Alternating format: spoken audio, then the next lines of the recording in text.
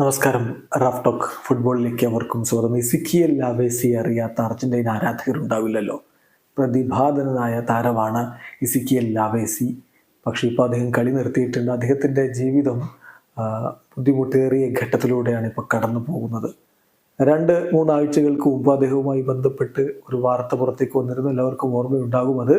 അദ്ദേഹം ഹോസ്പിറ്റലിലാണ്, കത്തി കൊണ്ട് കുത്തേറ്റു എന്ന തരത്തിൽ വാർത്തകൾ വരുന്നു എന്നൊക്കെ റിപ്പോർട്ടുണ്ടായിരുന്നു. പിന്നീട് അതിൻ്റെ കൂടുതൽ വിവരങ്ങൾ പുറത്തേക്ക് വന്നു. അദ്ദേഹത്തിന് ചില അഡിക്ഷൻസ് ഉണ്ട്, അതിൽ നിന്നുള്ള ട്രീറ്റ്മെൻറ്റ് എടുക്കുകയാണെന്ന്. ഇപ്പോൾ കൂടുതൽ വിവരങ്ങൾ എന്തായാലും പുറത്തേക്ക് വന്നിരിക്കുകയാണ്.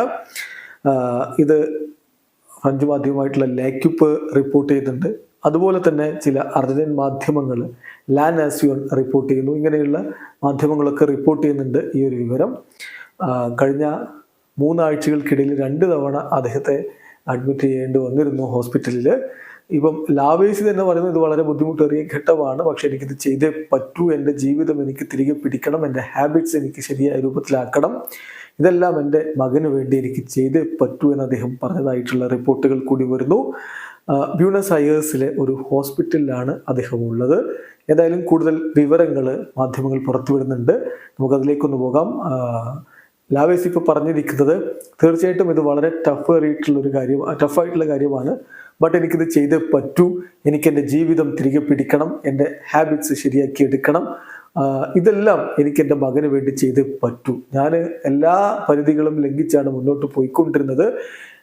സ്വയം ഒന്ന് ക്ലീൻ ചെയ്യുന്നതിന് വേണ്ടി, വീട്ടിലിരുന്ന് ക്ലീൻ ചെയ്യുന്നതിന് വേണ്ടി ഞാൻ ശ്രമിച്ചു. പക്ഷെ എനിക്കതിന് കഴിഞ്ഞില്ല.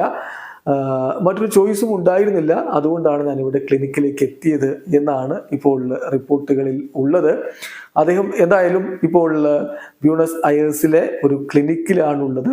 Psychiatric and mental health facility ഉള്ള ഒരു ക്ലിനിക്കിലാണ് താരമുള്ളത് എന്ന കാര്യം കൂടി അറിയുക. പുറത്തേക്ക് വരുന്ന റിപ്പോർട്ടുകൾ അനുസരിച്ച് അദ്ദേഹത്തെ ഓൾമോസ്റ്റ് ടോട്ടൽ ഐസൊലേഷനിലാണ് ക്ലിനിക്കിൽ അദ്ദേഹത്തെ പാർപ്പിച്ചിട്ടുള്ളത്. ടെലിവിഷൻ ഇല്ല, അതുപോലെ ഫോൺ തന്നെ വളരെ കുറഞ്ഞ മണിക്കൂറുകളിലേക്ക് മാത്രമേ അദ്ദേഹത്തിന് ഒരു ദിവസം കുറഞ്ഞ മണിക്കൂറുകളിലേക്ക് മാത്രമേ കൊടുക്കുന്നുള്ളൂ.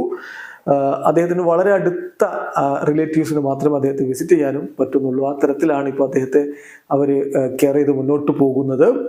അദ്ദേഹത്തിൻ്റെ മെയിൻ അഡിക്ഷൻ എന്ന് പറയുന്നത് ആൽക്കഹോളാണ് എന്നുകൂടി റിപ്പോർട്ടിൽ വരുന്നു. ഏതായാലും പലതരത്തിലുള്ള അഡിക്ഷൻസ് അദ്ദേഹത്തിനുണ്ട് എന്ന വാർത്തകൾ നേരത്തെ വന്നിരുന്നു.